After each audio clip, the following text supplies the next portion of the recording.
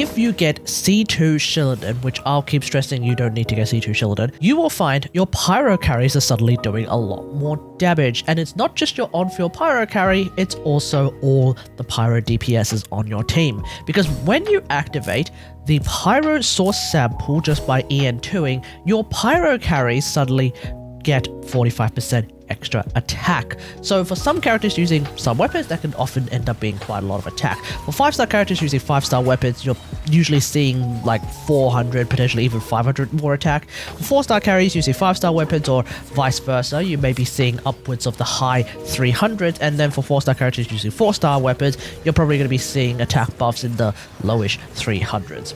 Now, considering that this is tied to her skill just by doing EN2s, this does make Xilonen's buff a pretty decent chunk of extra attack. So with someone like C2 Xilonen for your pyro carries, what we have is a character who can heal, can res shred at 36% at level 13 skill talent, do a team attack buff of 45%, but only for the pyro carries, and then of course have a damage percent buff potentially coming from scroll and or using peak patrol song, which is the usual builds that you would go for with Xilonen. Hold on. That's starting to sound a little bit familiar, doesn't it, folks? We do in fact have another character that can do precisely the same kinds of things as well. Her name is of course Chevreuse, because Chevy has a kit that pretty much does all of this as well. We have healing from Chevy, especially with one extra bit of team healing at C6. We also have res shred 40%, you just need to be in an overload team. We have the team attack buff up to 40% as part of her passive, with an additional potential buff coming from something like Noblesse, for example, if that's something you're doing, and that's mainly for all of the Pyro and Electro characters on the team. And then finally, of course, we also have the damage percent buff, which is a 20% ramping up damage percent buff that goes all the way up to 60%. So whilst in every other team comp with a Pyro DPS, you should be doing a lot more extra DPS with Xilonen on the team. The big question on my mind is whether or not Xilonen outperforms Chevreuse in her own very hyper-specific niche. Now, I did 2 different tests based on how I'd play these particular characters. So here is the first test that I was doing, where both characters are in fact running Maidens. Because why not? Xilonen is also running Fabsh. So at this point, we don't actually have any real outside bonuses coming from artifact sets or weapon bonuses, and I'm not including the HP substat coming from Magical Girl, because that's not really an outside bonus, that's just a substat. We move on from that. Now, just as a cursory glance, the numbers that we're seeing from Arlecchino does make it seem very clear that Chevy outperforms Xilonen at a base level.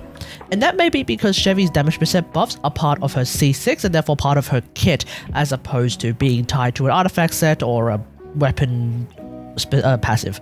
So in this regard, Chevy is very much not outright Xilonen power creep. And thank goodness for that as well, because I know some people would be up in arms if once again there was more power creep in action. And at least in my experience, like, the cost of getting Chevy C2 is, or rather the cost of Xilonen getting C2 is roughly the same as getting Chevy C6, in the sense that the 2 times that I went all in for a C6 4-star character, being Chevy and Yansan, I ended up getting pretty much the equivalent of C2 Xilonen from scratch. So yeah, that's kind of curious that at this point in time, for a similar cost, allegedly, obviously some people have been struggling, yeah, it does seem like Chevy still overpowers Xilonen. Then, of course, we have the second test that I wanted to administer, where I run both characters with their quote-unquote best artifact set, as well as their weapon choice. For Chevy, it's still Magical Girl, because it just is. Like, how many other HP spears can you think of? And then I'm running Noblesse, like I mentioned a little bit earlier, because Chevy can't use Scroll that well. For Xilonen, it's going to be my usual Peak Patrol Song and Scroll build. Now, one thing I wanted to point out is that my Noblesse build did not have 40k HP for Chevy, so I am using a little bit of food, specifically Paula Justice, just for that extra HP. This is, of course, Farina's signature cake. That way, I am able to reach that 40k HP mark, which is what you should be aiming for with every single Chevreuse build. What we can see is that Arlecchino does seem to be doing a little bit more damage when I'm running her with C2 Xilonen, thanks to that extra damage percent and attack percent coming from C2 Xilonen. It is a minor increase, but it's an increase nonetheless, which does suggest that C2 Xilonen is actually C6 Chevreuse power creep, doesn't it? Because my Arlecchino is doing a little bit more damage. Oh my god, is Xilonen a little bit too strong? Not really. Because then in these overload comps, there is another character's DPS that I have left largely undiscussed, and that is of course the illustrious Yaimiko, the Wise and Beautiful.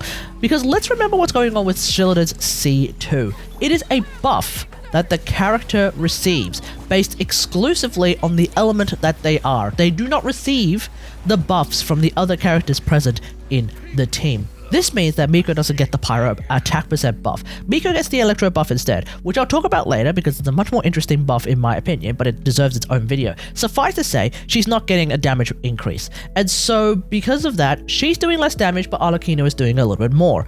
The big question then is the team DPS higher? I ran a couple of GC sims that seem to suggest that the DPS loss coming from Miko when playing with C2 Xilonen ends up much more outcompensating the DPS increase from Arlecchino.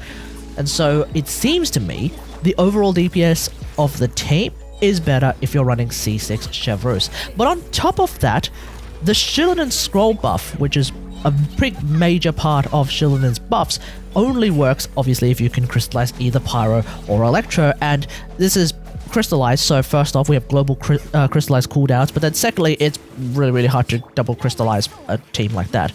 So that means that with regards to the scroll buff, yeah, that pretty much just disappears out in the wind, whereas Chevreuse is completely unhindered. So at the bare minimum, when it comes to fighting enemies like Tulpa, for example, Chevreuse still has a bit of an advantage just on paper alone, mainly because she can actually still get the damage percent buff with her C6. It doesn't matter that the enemy is permanently Hydro, for example. So it does seem like even with C2 Xilonen, C6 Chevreuse maintains a hold over her niche. But I suppose what's also really interesting about this is how closer Xilonen ends up getting to Chevreuse compared to the video that I did earlier when we had the two of them and I didn't have C2 Xilonen. Let me know what you think about all of this in the comments below. And remember, there is always one thing stronger than C6 Chevreuse or C2 Xilonen, and that's having both of them.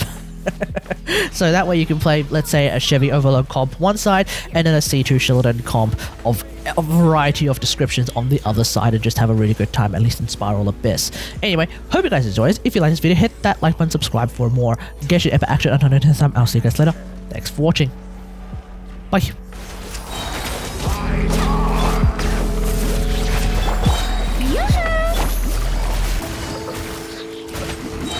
are about to get dicey.